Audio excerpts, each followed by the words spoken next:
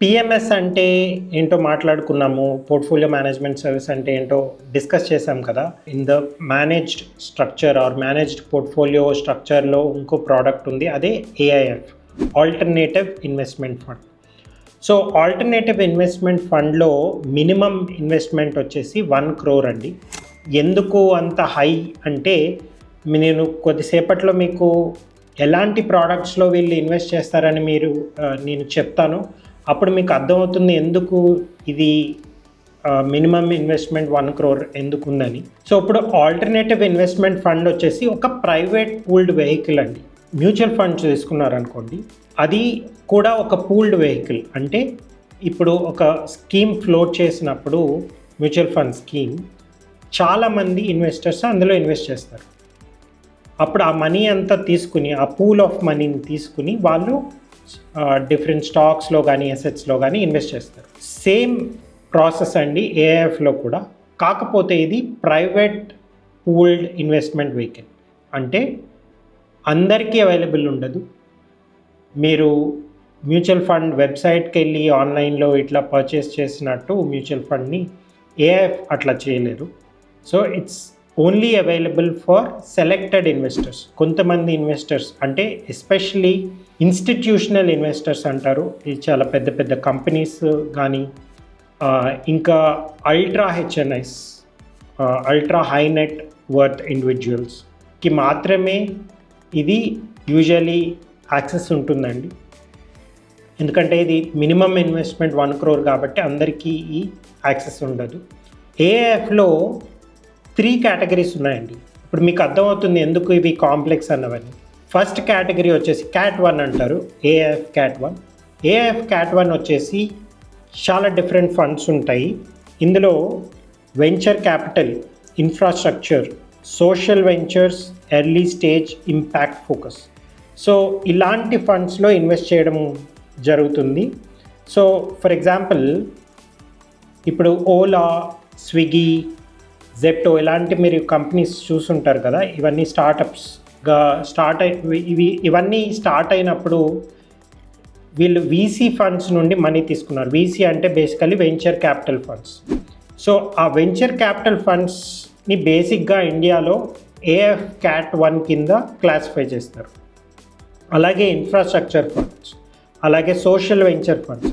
So ఇవన్నీ ఎకనామీని grow చేస్తాయి కాబట్టి వీటికి కొంచెం కన్సెషన్స్ ఉంటాయి ఫ్రమ్ గవర్నమెంట్. సో క్యాట్ 1 ఏఐఎఫ్లో ఆ ఫ్లెక్సిబిలిటీ ఉంటుంది. ఇంకా నెక్స్ట్ వచ్చేసి క్యాట్ 2 ఏఐఎఫ్. ఇందులో private equity funds, debt funds, real estate, ఇంకా లాంగ్ టర్మ్ గ్రోత్ ఉన్న ఫండ్స్ని ఇన్వెస్ట్ చేస్తారండి. అంటే ప్రైవేట్ ఈక్విటీ ఫండ్స్, ఇప్పుడు ఇందాక మనం వెంచర్ క్యాపిటల్ ఫండ్స్ గురించి మాట్లాడుకున్నాం కదా, అవి early stage of the company, అంటే కంపెనీ ఎర్లీ స్టేజ్లో ఉన్నప్పుడు ఇన్వెస్ట్మెంట్స్ చేస్తారు. ప్రైవేట్ ఈక్విటీ ఏంటంటే లేట్ స్టేజ్, అంటే ఆ కంపెనీ ఒక స్టేజ్కి వచ్చేసింది, ఇన్ని క్రోర్స్ ఆఫ్ రెవెన్యూ వస్తుంది, వాటికి ఇంకొంచెం క్యాపిటల్ కావాలి అన్నప్పుడు ఈ ప్రైవేట్ ఈక్విటీ ఫండ్స్ ఇన్వెస్ట్ చేస్తాయి. ఇంకా రియల్ ఎస్టేట్ కూడా క్యాట్ 2 ఏఐఎఫ్ కింద వస్తుంది. ఇంకా మూడో కేటగిరీ వచ్చేసి క్యాట్ 3 ఏఐఎఫ్. ఇక్కడ కాంప్లెక్స్ ఫ్యూచర్స్ అండ్ ఆప్షన్స్ స్ట్రాటజీస్ని ఇంప్లిమెంట్ చేస్తారండి. ఇక్కడ 100% ఆఫ్ యువర్ మనీ, అంటే మొత్తం మీ మనీ తీసుకెళ్ళి ఫ్యూచర్స్ అండ్ ఆప్షన్స్లో పెట్టచ్చు. వాళ్ళకి ఫ్లెక్సిబిలిటీ ఉంటుంది. ఇక్కడ అదే కాకుండా లెవరేజ్ కూడా తీసుకోవచ్చు. లెవరేజ్ అంటే వచ్చిన మనీ కాకుండా దానిపైన లోన్ తీసుకుని మరీ ఇన్వెస్ట్మెంట్స్ చేయొచ్చు. సో అందుకని ఇది very high risk, high return kind of product అనమాట ఏఐఎఫ్ క్యాట్ 3 అనేది. సో ఇక్కడ కాంప్లెక్స్ స్ట్రాటజీస్ని యూజ్ చేస్తారు క్యాట్ 3 ఏఐఎఫ్లో.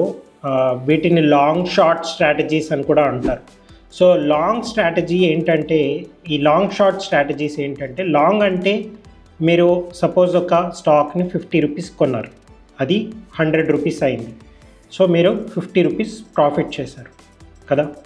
ఇక్కడ మీరు ఏంటంటే ఆ స్టాక్ ప్రైస్ పెరుగుతుందని బెట్ చేశారు కాబట్టి, మీరు పెరిగింది కాబట్టి మీకు ప్రాఫిట్ వచ్చింది, రైట్.